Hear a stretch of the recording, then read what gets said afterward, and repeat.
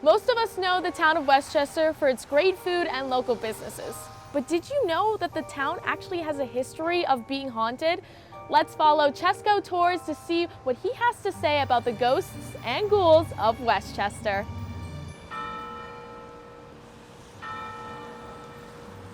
Well, they say that every house in Westchester is haunted, and I believe it based on the people that come on my tour. We just walk by these buildings every day and kind of take it for granted, and we don't know what interesting histories they really have. So people like coming out.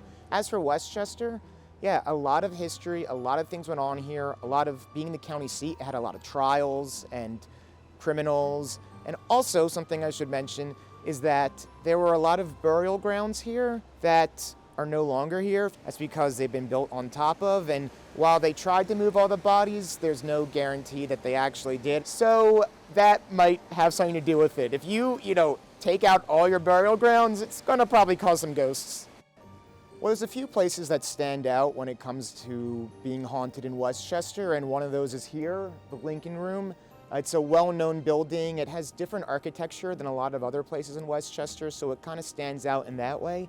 It has a historical tie to Abraham Lincoln, and it's also known to be haunted. The people that work here, they make sure that they are never here alone, and they try to always leave before it gets dark. So if you look up and you see the top window, that's where he is. Another part of Westchester that definitely seems to be haunted that I think the Westchester students will know pretty well are the bars. Basically, every single bar in Westchester seems to have its own kinds of ghosts, whether it's Iron Hill, which was actually a Revolutionary War hospital. There's Sidebar, where all kinds of crazy things happen. So when it comes to Westchester's campus, Phillips Hall with Asplund stage in there, those are extremely haunted.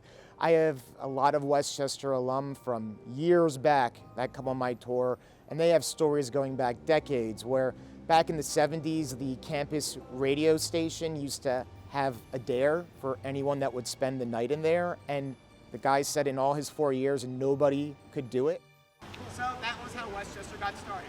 History gets a kind of bad rap as being boring, but there's a lot of cool and entertaining aspects of it. And in fact, like, your life has been molded by the people that lived here, because people like the guy who built this building really made Westchester what it is today. And if it wasn't, there'd be no college here and you wouldn't even be going here. So even if you don't realize it, things that happened 200 years ago still have their repercussions today in your own life.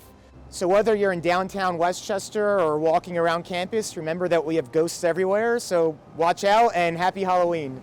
As you can see, there's plenty of spooky spots around Westchester, so make sure to check them out before tonight ends. Reporting for Westchester, wait, what was that? Whoa, I think the legends are true. Reporting for WCU Weekly, I'm Courtney Medwin.